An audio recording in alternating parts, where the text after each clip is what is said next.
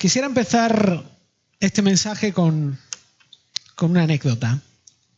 No sé si alguno de vosotros la habéis escuchado alguna vez, pero hay por ahí rondando en internet una historia de una familia inglesa que en una ocasión viajó de vacaciones a Escocia porque tenía la intención de alquilar allí una casita.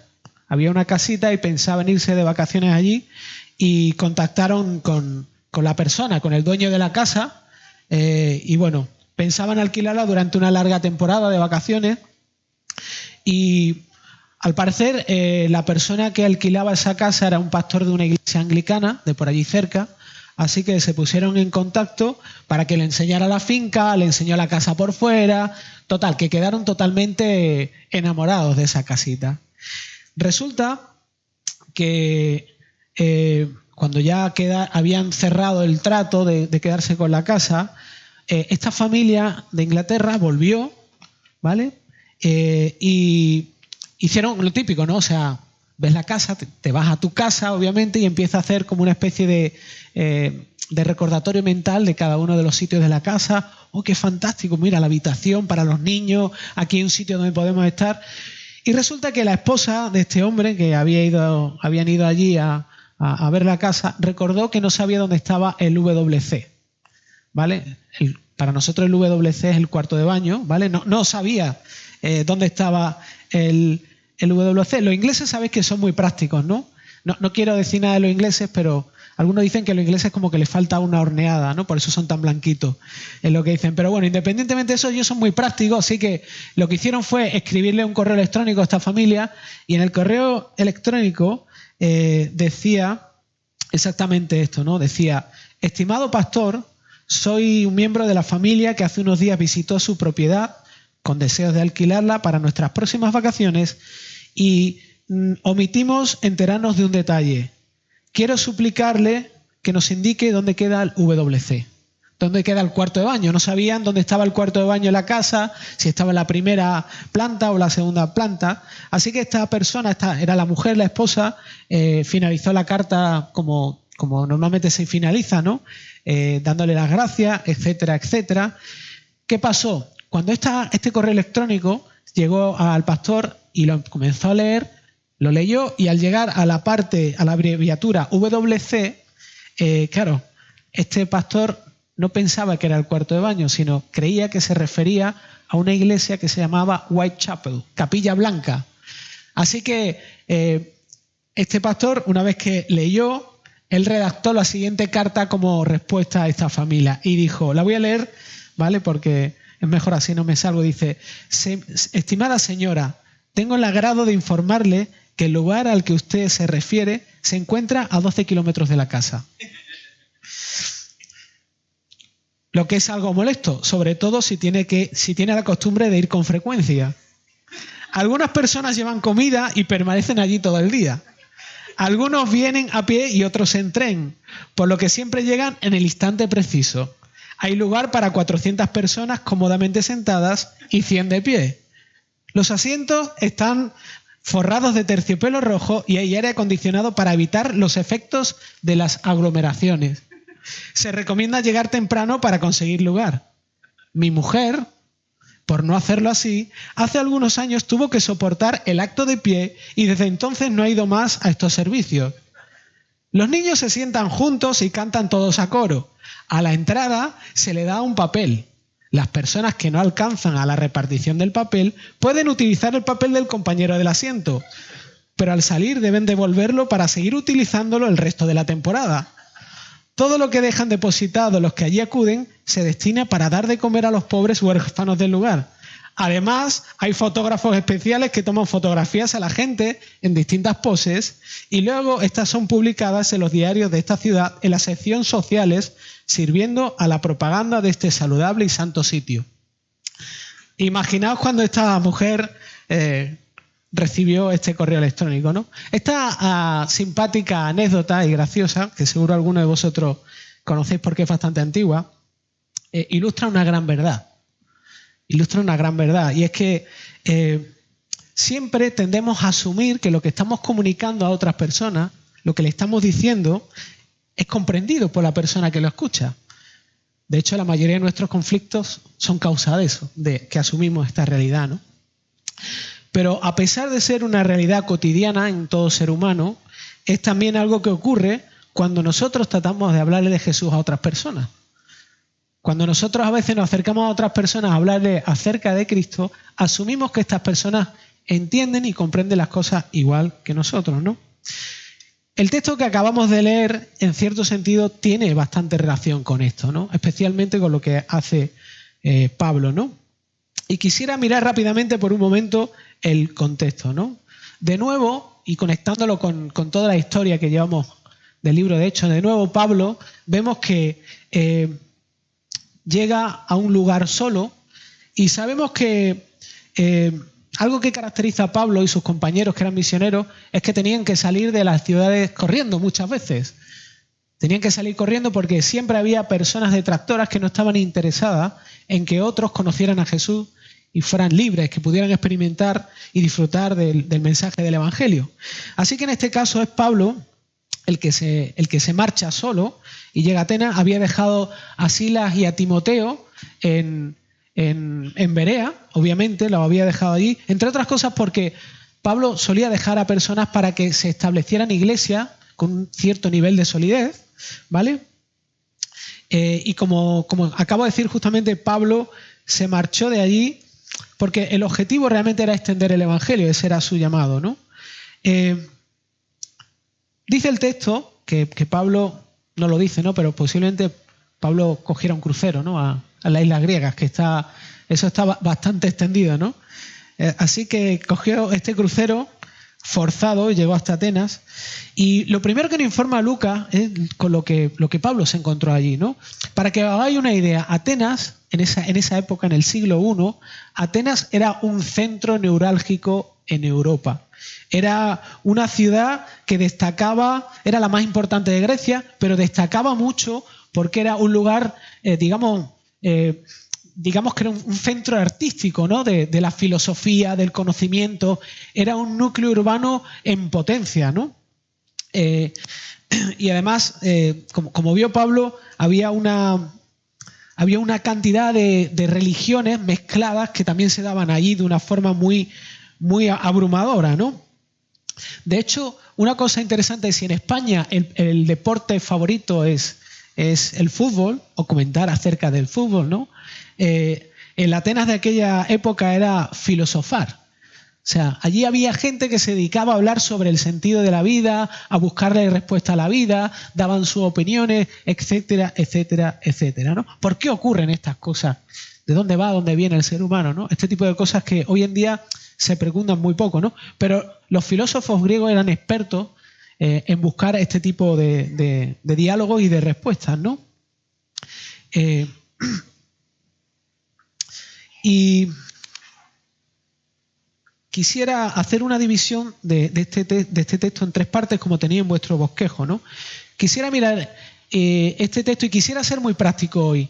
Quizá no vamos a mirar, hay cosas que no las vamos a mirar con profundidad, pero sí que quisiera que viéramos estas tres partes. Y para mí es muy importante que entendamos todo lo siguiente. Esta primera parte es esencial para entender las demás, ¿vale? Y ahora entenderéis por qué estoy diciendo esto. Es esencial entender lo primero que vamos a ver juntos, que tiene que ver con la motivación de Pablo, para ver el resto de las partes. Quiero que nos imaginemos por un momento a Pablo, como he dicho, llegando a Atenas y dándose un paseo por la ciudad, ¿no?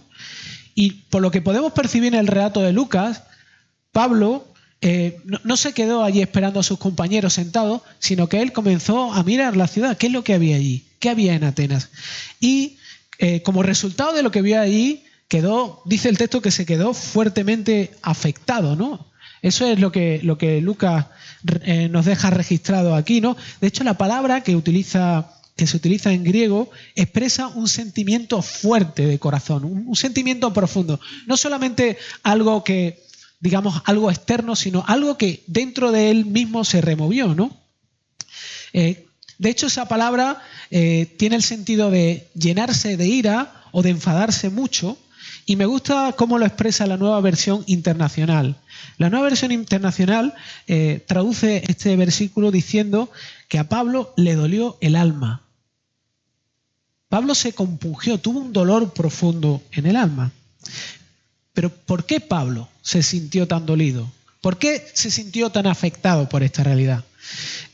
Si leemos rápidamente el texto y superficialmente, podemos finalmente concluir que a Pablo lo que pasó es que le molestó lo que vio allí, ¿no? Y nos quedaríamos insensibles a lo que Lucas quiere que nosotros captemos acerca de este texto.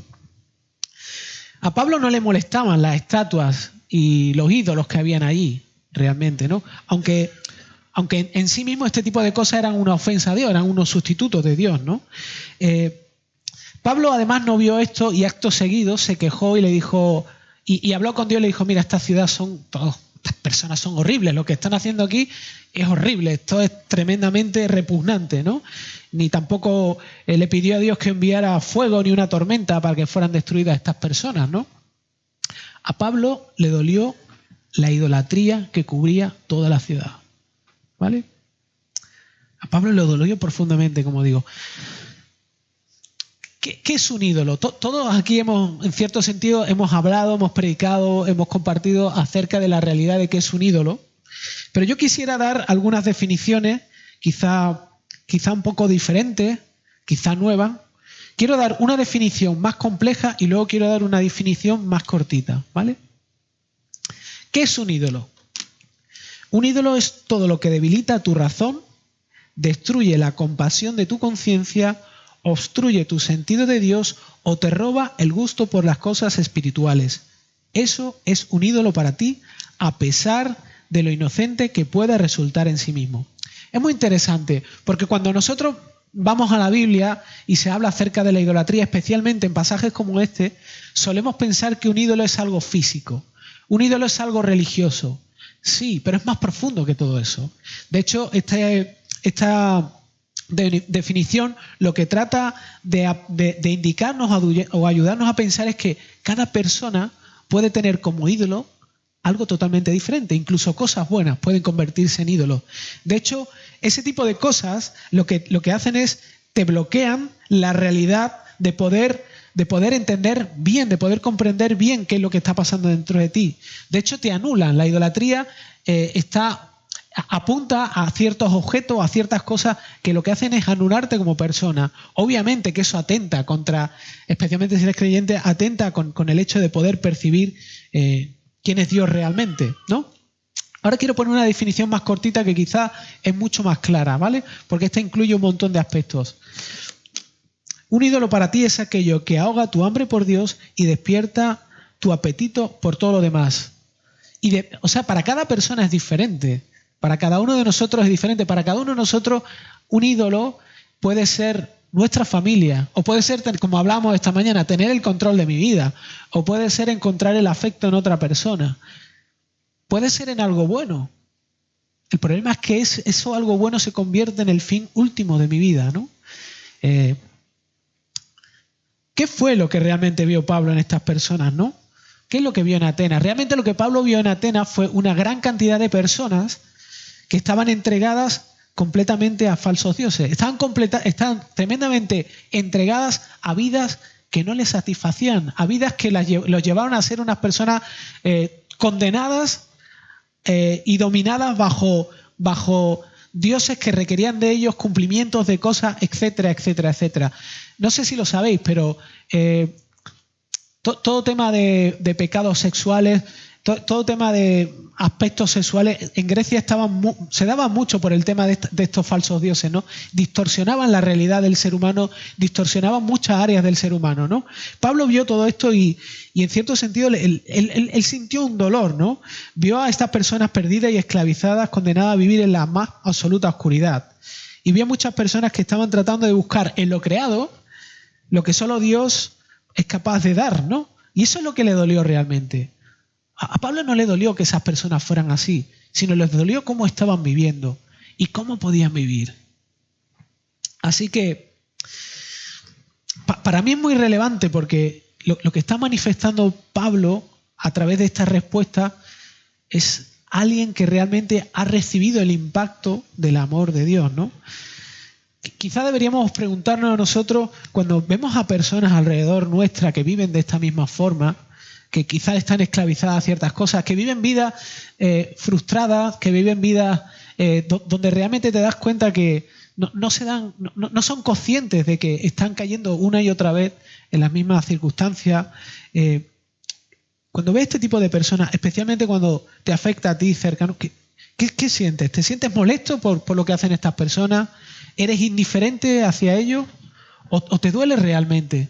Porque el motor de nuestra vida orientada hacia los demás realmente es que nos duela, que estas personas que aún no conocen a Cristo o que viven entregadas a otras cosas, realmente la dirección y la proyección de su vida sea hacia la nada, ¿no?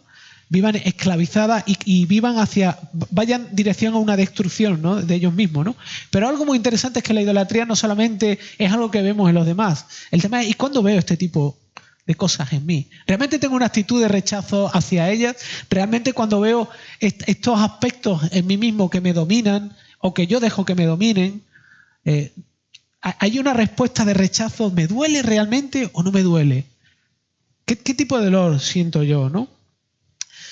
Pablo, como he dicho, respondió con una ira santa ante lo que veía, ¿no? Era una ira no hacia sí mismo, hacia algo que le molestaba a él, sino algo que dañaba en cierto sentido a Dios, porque el objetivo que Dios tiene, sabemos, Dios lo que desea es que todo el mundo lo conozca. Lo que Dios desea es que todo el mundo conozca a Jesucristo. Lo que Dios desea es que la gente pueda disfrutar de Él, ¿no? Y en cierto sentido, Pablo experimentó esa misma ira sana que a Dios lo llevó a hacer lo que hizo en Cristo. Pero algo fantástico es que el relato nos deja bien claro que cuando Pablo vio esto no se apartó de Atenas, no se fue corriendo de allí, sino que se quedó.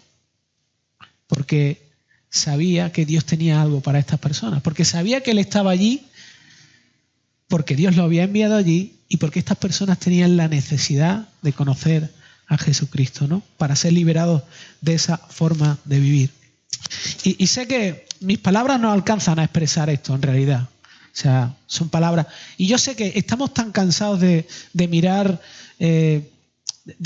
textos que hablan sobre el amor de Dios, ¿no?, sobre cómo a Dios le carga que personas estén rechazándolo, ¿no?, que personas no lo conozcan, que pensando en cómo poder comunicar esto de una forma más relevante, me encontré con algo que la verdad me rompió el corazón, ¿no? No creo que esto lo conozcáis mucho de vosotros, pero en Bangladesh hay una ciudad que se llama Dauladia. Hay una pequeña ciudad que se llama Dauladia, ¿vale? Es una ciudad humilde y sucia, una ciudad muy sucia, prácticamente las calles son de tierra, ¿no? A esta ciudad la llaman la ciudad de la prostitución. Y esta ciudad está formada por barrios de chabolas, donde la mayoría de las chabolas son prostíbulos, ¿vale? Y estos prostíbulos, estos burdeles, están llenos de niñas de entre 13 años hasta mujeres más mayores. Y muchas de ellas, la mayoría, han sido obligadas a prostituirse. Estas chicas cobran entre 60 y 15 euros por lo que hacen. Lo más increíble y lo más repugnante y triste es que al día aproximadamente 3.500 hombres van a este barrio, hombres que van desde los 10 a los 40 años a buscar los servicios de estas chicas, ¿no? Si eres una hija de estas chicas que trabajan aquí, de una prostituta, estás condenada a dedicarte a lo mismo. ¿Sabes por qué? Porque cuando pasas de cierta edad dejas de tener clientes y no puedes mantener a tu familia. Entonces, tu hija, si tienes una hija, tiene que hacerse cargo de mantener la familia. Y es una vida en condenación, o sea, no puedes salir ya de esta forma de vida. No puedes salir de esta forma de vida, ¿no? De hecho, los hijos nacidos de las relaciones que tienen estas mujeres quedan a su cargo, a cargo de estas mujeres, y estos niños conviven sabiendo a lo que se dedica su madre, porque viven en la misma casa donde su madre trabaja, ¿no? Están condenados a cargar con los insultos y los desprecios del resto de niños para el resto de su vida. Y no pueden ir al colegio porque las familias que no están involucradas en este aspecto de la prostitución no están dispuestas a que estos niños estudien con los suyos, ¿no? Quiero que mires esta fotografía y te imagines paseando por ahí, viendo a estas chicas en las puertas de las habitaciones esperando a clientes. Muchos de estos clientes hombres casados, camioneros, que no tengo nada en contra de los camioneros, pero gente que pasa por allí, muchos de estos hombres buscando a chicas para estar con ellas, ¿no? Y sinceramente quiero que pienses esto. Imagínate si tienes una nieta o si tienes una hija o si tienes alguien cercano, una chica. ¿Realmente tú te podrías quedar impasible viendo esto? Tú podrías caminar por allí y decir, no me importa lo que veo. No, me parece normal, me parece natural. No sé. O sea, yo no tengo una hija, pero sentí un nivel de indignación, un nivel de dolor y de frustración. ¿No habría dentro de ti una mezcla de una profunda tristeza y una ira ante lo que estás viendo, ante este tipo de injusticia? ¿Y no gritarías desde lo más profundo de tu corazón que esto es inhumano y que es injusto? Quiero que entiendas algo. Esto es lo que experimentó Pablo cuando llegó a Atenas. Esto es lo que experimentó. Él vio una ciudad totalmente ciega a la realidad de lo que estaba viendo. Una ciudad llena de personas totalmente condenadas. Y sintió indignación y ira. Y se quedó allí. Se quedó allí. Para llevarles luz. ¿Por qué Pablo hizo esto? Porque Pablo estaba experimentando lo mismo que Dios experimenta. Y lo mismo que llevó a Dios a entregar a su Hijo. Para llevar luz. Para traer luz. El corazón de Pablo estaba lleno del amor de Dios. Porque él mismo había experimentado este tipo de esclavitud. Y había sido liberado por el Evangelio y por Jesús. Y eso es lo que él quería hacer allí. Así que quizá tú te sientes atrapado por algo, ¿no? Por algún tipo de esclavitud, algún tipo de ídolo. Quizá ves tu indiferencia hacia personas que están cerca de ti, que no conocen a Jesús. Y no hay nada que haga que tu corazón se reblandezca, ¿no? Quiero decirte que las niñas de este sitio, de Aulandia, son una viva ilustración de lo que tú y yo éramos antes de conocer a Jesús. A lo mejor te escandaliza lo que estoy diciendo, pero la Biblia es clara. Como Pablo es muy claro expresando en cómo vivíamos nosotros antes de conocer a Jesús, ¿no? Antes de que Jesús viniera a nuestra vida. La única diferencia es que justamente no podíamos salir de ahí, ¿no? Como ellas. Así que hasta que no percibamos el regalo que Dios nos ha dado en Jesús, a sacarnos de un sitio como ese y limpiarnos y darnos una nueva vida, no podremos ni desearemos hacer lo mismo con otras personas. El motor de nuestra motivación es el amor de Dios en nuestras vidas, el amor de Jesús en nuestras vidas, sacándonos de un sitio tan terrible como ese para darnos un abrazo, darnos ropa nueva, darnos vestidos, perdonarnos de todo lo que hemos hecho anteriormente sin Él, sin tenerlo en cuenta. El segundo aspecto de este texto tiene que ver a qué tipo de personas Pablo le hablaba.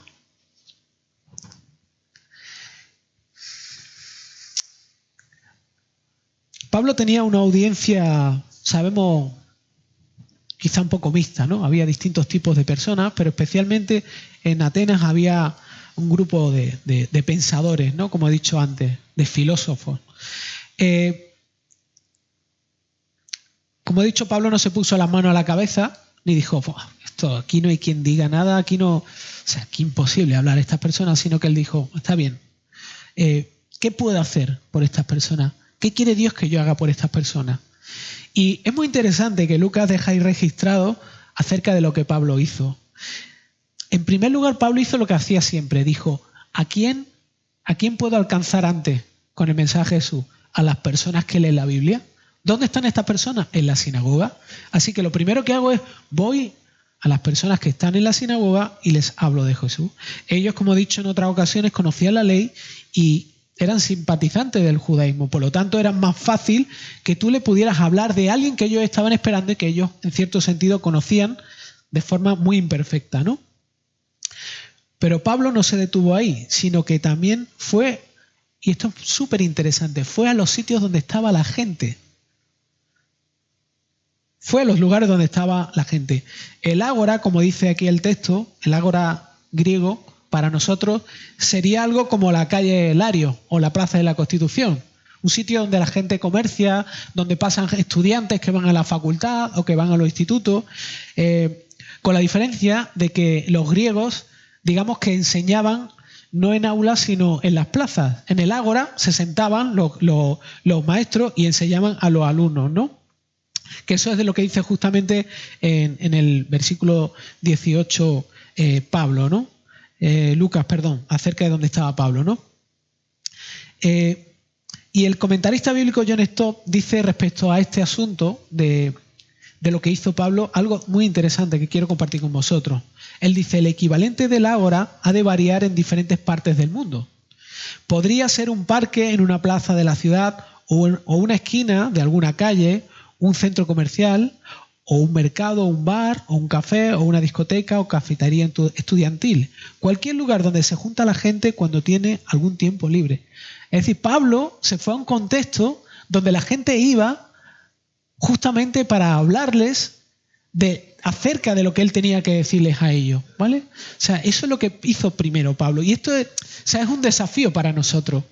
A veces nos cuesta pensar que Dios nos llama a relacionarnos con las personas de nuestro entorno, a establecer amistades, todos sabemos, a charlar con ellos acerca del Evangelio, a buscar, o sea, la misión muchas veces pensamos, como he dicho en otras ocasiones, que es un momento determinado, que la iglesia prepara algo, que hacemos un evento, pero realmente la misión está integrada en nuestra vida como creyentes, forma parte del ADN de un cristiano la misión. No se puede separar de eso, ¿no? De hecho, yo incluso recuerdo que he tenido conversaciones acerca de Jesús montando en bicicleta de montaña hace tiempo con personas, ¿no? O en contextos totalmente extraños y diferentes, ¿no? Y es muy curioso también que a pesar de esto, Pablo habla a dos tipos distintos de personas, ¿vale? Y quisiera hablar un poco rápidamente de quién eran estas personas, ¿no? Porque si no conocéis un poco la filosofía griega es difícil entender. Él habla por un lado a unos filósofos que son los epicúreos, y esta gente, estas personas, lo que pensaban es que el objetivo de la vida era disfrutarla, ¿vale? Mi objetivo de vida era disfrutarla hasta que la vida se acabe. Esta gente pensaba que en cierto sentido había un Dios, pero que era irrelevante para ellos. O sea, como que había un Dios o dioses que habían creado todo lo que hay y luego se habían, digamos, apartado y estaban ocupados en sus cosas, como el que le da la cuerda a un reloj y lo deja andando. Ellos creían en eso. Entonces, para ellos su objetivo de vida era voy a disfrutar en paz y en tranquilidad. No es que viva como yo quiera, pero voy a ser una buena persona, voy a buscar qué cosas son, voy a evitar todo lo que sea sufrimiento y lo único que me interesa es el disfrute, ¿no? Pero luego estaban otros que eran los estoicos. Para ellos, para esto, el objetivo de la vida era esforzarse en ser buenas personas y sincronizarse con la naturaleza. No sé si os suena esto un poco, ¿no? Para ellos tenían que estar en armonía con la naturaleza, porque el final de su vida era mezclarse con un todo, con un Dios impersonal, y por lo tanto ellos entendían que el objetivo de la vida era eso. No sé, o sea, estos son filosofías de vida muy antiguas, pero yo no sé si vosotros cuando habláis hoy en día con personas acerca del sentido de la vida, si no os encontráis con lo mismo, con unas filosofías muy parecidas o similares, donde la vida no tiene más sentido que justamente disfrutar de ella o simplemente mezclarse con un algo impersonal donde uno se desaparece. Finalmente lo que hace Pablo es justamente hablarle a estas personas y buscar de qué manera puede traerles la verdad, ¿no?, a sus vidas. Por eso es tremendamente importante y práctico el contexto y lo que Pablo nos presenta aquí, ¿no? Cómo él se presenta y habla a estas personas. Y lo último que quiero que veamos juntos es acerca de cómo Pablo transmite este mensaje, ¿no? El mensaje de Pablo. Al principio traté de usar la anécdota, como he dicho, para ilustrar el problema de la comunicación. Cómo nosotros tenemos problemas a la hora de comunicar, ¿no? Cómo algo que nosotros le contamos a alguien puede ser malinterpretado. Y como decía, cómo cuando a veces vamos a compartir acerca de Jesús el Evangelio a otras personas, cómo muchas veces erramos, ¿no? No es porque lo que estemos comunicando esté mal, no es porque no sepamos el contenido, sino porque muchas veces no somos conscientes de a quién le estamos hablando, ¿no?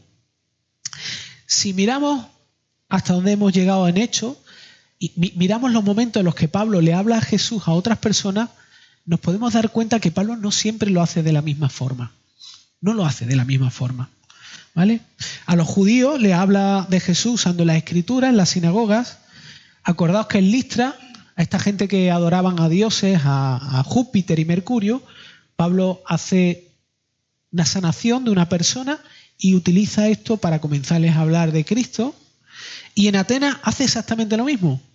Y el mensaje que Pablo aquí comunica es bastante diferente, ¿no? de lo que estamos acostumbrados. Porque, entre otras cosas, no habla de una forma clara de Jesús, no se habla de la cruz, no se habla... Hay aspectos que nosotros entendemos que son esenciales al Evangelio, pero Pablo no los utiliza, ¿vale? Pablo no los usa porque tiene en mente el objetivo de que ellos puedan, de buscar un hueco a través del cual él pueda hablarle de lo que ellos necesitan entender, ¿no? De lo que ellos necesitan en su vida. Así que para hablar de Jesús no hay una única forma de hacerlo, ¿no? Como hemos visto, Pablo cambiaba la forma, no el contenido, la forma. No quiero que me entendáis mal. No estoy diciendo que haya que adaptar el mensaje del Evangelio para que las personas digamos, sean seducidas. No se trata de coger y poner un caramelo envuelto con algo que no es, o una aceituna envuelto con un papel de caramelo y que las personas cuando vayan a abrirlo se encuentren con otra cosa. No, es la forma más efectiva, eficiente para comunicarles la verdad de Dios hacia estas personas, el amor de Dios, ¿no? Con el objetivo de saltar el mayor número de barreras. De hecho, es lo que Pablo le dice en 1 Corintios a esta iglesia. En el capítulo 9, los versículos del 20 al 22, Pablo le escribe justamente porque Pablo era acusado de que justamente no estaba siendo fiel, que era un falso maestro, etcétera, etcétera. Y Pablo les dice a ellos, a esta iglesia, le dice: a los judíos me hice como judío, para ganar a los judíos. A los que están bajo la ley, como bajo la ley, aunque yo no estoy bajo la ley, para ganar a los que están bajo la ley. A los que están sin ley, como sin ley, aunque no estoy en la ley de Dios, sino bajo la ley de Cristo, para ganar a los que están sin ley.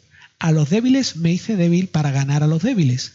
A todos me he hecho de todos para que por todos los medios salve a algunos. Así que Pablo aquí está viendo de forma práctica la necesidad de alcanzar a diferentes tipos de personas y la necesidad de adaptarse para ser más efectivo, para poder llegar a esas personas. No estoy diciendo que fuese igual a esas personas a las que llegar, sino que se metía en los zapatos de esas personas para poder presentarles a Jesús de la forma más clara y más relevante. Esto lo hacemos nosotros constantemente. Esto se llama contextualizar. ¿Por qué los niños pequeños se van a la escuela bíblica? Porque los niños pequeños obviamente necesitan conocer a Jesús, necesitan el Evangelio, pero obviamente ellos hay cosas que no pueden entender.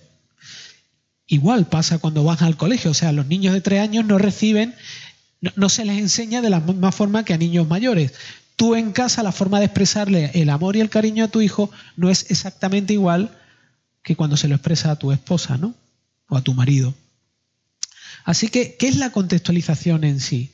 Ahí va una definición un poquito larga, ¿vale? La contextualización no es, como a menudo se piensa, darle a la gente lo que quiere oír. Más bien se trata de darle a la gente las respuestas de la Biblia que probablemente no sean lo que quieren oír a cuestiones sobre la vida que la gente pregunta en un momento y lugar específicos, en un lenguaje y una forma que pueden entender y por medio de apelaciones y argumentos con fuerza que puedan sentir, aun en el caso de que los rechacen. Súper interesante esto. Súper interesante e importante. O sea, son respuestas para las situaciones que están viviendo las personas, de manera que el Evangelio contesta a sus vidas, aunque estas personas no estén dispuestas o no estén de acuerdo con ello. O sea, como decía anteriormente, no se trata de adornar la realidad para estas personas y que la acepten, sino de tratar de expresarles la verdad para que ellos la entiendan, ¿no? Quiero que pienses por un momento algo. Piensa en una persona que esté cerca de ti, ¿vale? Con quien tienes cierta relación de confianza, es decir, alguien que conoces bien, cercano a ti. Una persona que no sea creyente. Quizá tu padre o los papás del cole y la mamá del cole o un vecino. ¿Qué crees que piensa esta persona acerca de la Biblia? ¿Tú crees que esa persona lee la Biblia? ¿Sabe lo que dice la Biblia? ¿Entiende lo que dice la Biblia?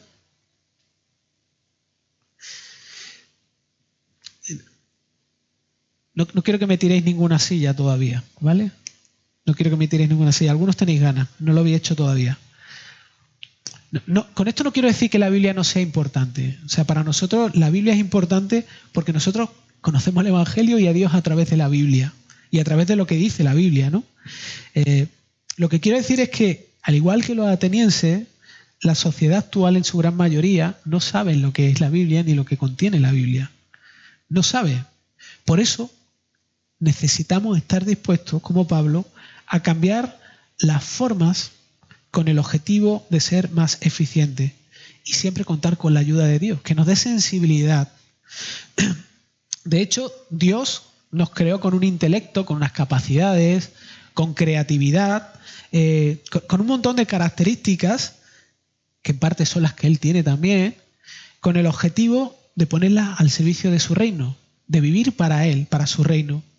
Y Tim Keller habla acerca de la primera tarea de la contextualización. ¿Cómo llevamos a cabo esto? Dice, hablando acerca de este asunto, dice, entonces la primera tarea de la contextualización es sumergirse usted mismo en las preguntas, esperanzas y creencias de esa cultura para que pueda dar una respuesta bíblica centrada en el Evangelio a sus preguntas.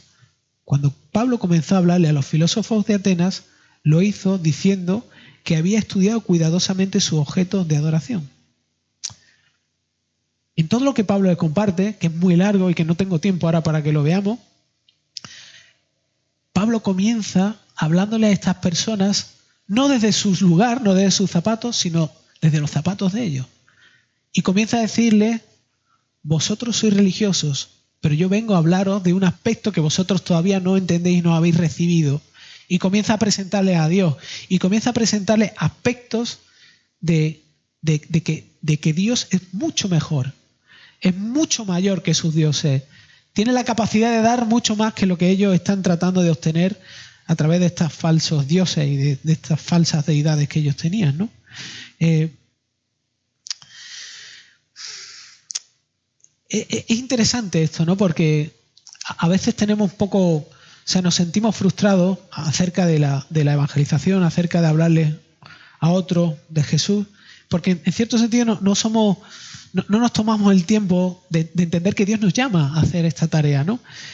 Sabéis que nosotros hace tiempo hay cosas en la iglesia que hemos empezado a cambiar con el objetivo justamente de poder tener a personas que se acerquen y no sientan un rechazo hacia ciertos aspectos que impidan que puedan escuchar acerca de Cristo, ¿no?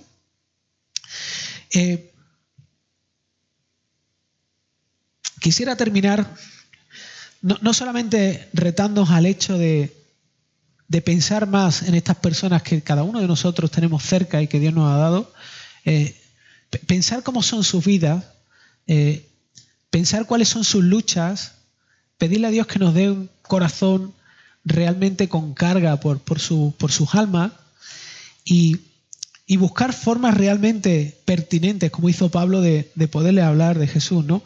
A veces se puede hablar de Cristo compartiendo acerca de una serie de televisión. A veces puede ser en un momento de frustración. Las personas buscan a Dios desde muchas distintas perspectivas. A veces necesitan sentirse amadas.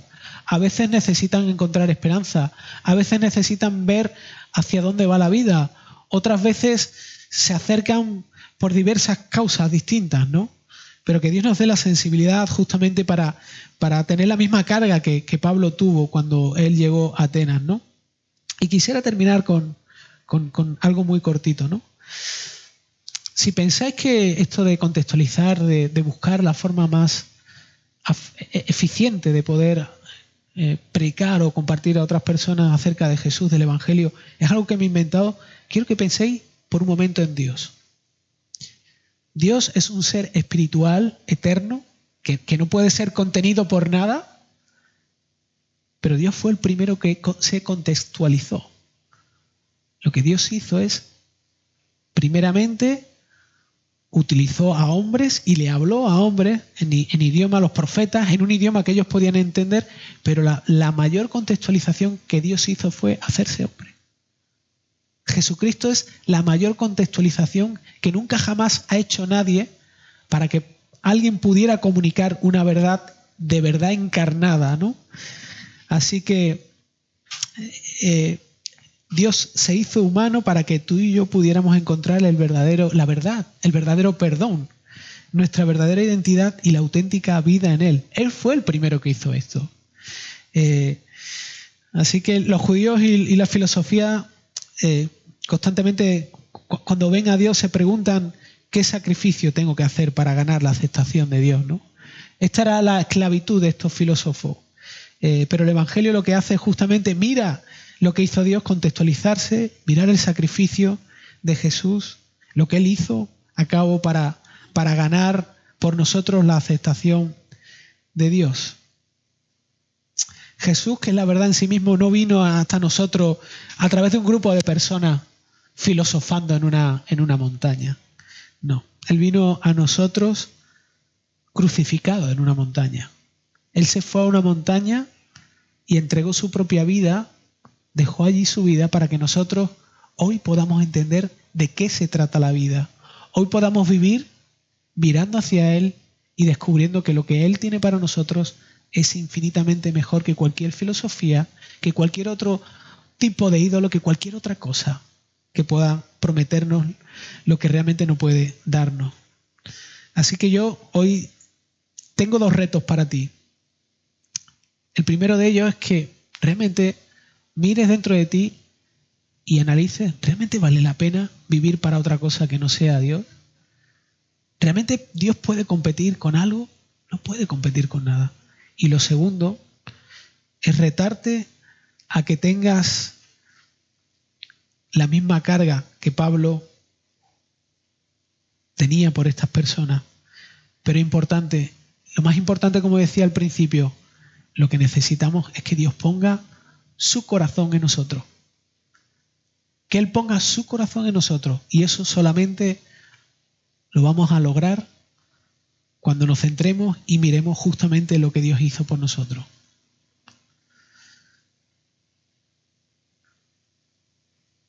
Así que, llegado a este punto, creo que lo que más necesitamos es hablar con Dios, expresarle nuestra realidad y pedirle que nos regale el poder ver lo precioso de su persona, el poder ver de dónde nos ha sacado y el deseo de que Él nos utilice allí donde estemos cada uno de nosotros. Vamos a hablar con Él. Señor, muchas gracias Señor, porque cada semana nos das la oportunidad de venir a ti, de sentirnos confrontados con cómo eres tú y no somos nosotros, pero también con el reto y el desafío de que tu corazón sea nuestro corazón. Es verdad que luchamos con tantas cosas que tratan de seducirnos, de enrolarnos en una vida donde acabamos acostumbrados a verte a ti como un concepto, como algo bueno. Pero Señor, yo pido hoy, Señor, que como estábamos viendo, que nuestro corazón pueda llenarse de una ira santa como la de Pablo no por nosotros, sino por ti y por los que aún no te conocen. Señor, danos sensibilidad, danos oportunidades, danos ojos para poder ver. Y finalmente, Señor, que entendamos que es un privilegio poder expresar lo que llena nuestras vidas a otras personas y que además esto tiene un efecto en nosotros y en la persona en la que te recibe. Señor, gracias por el regalo de unirnos al plan que tú tienes para nosotros, a mirar nuestras vidas no como cosas individuales, sino como algo en conjunto, como familia, como tu familia.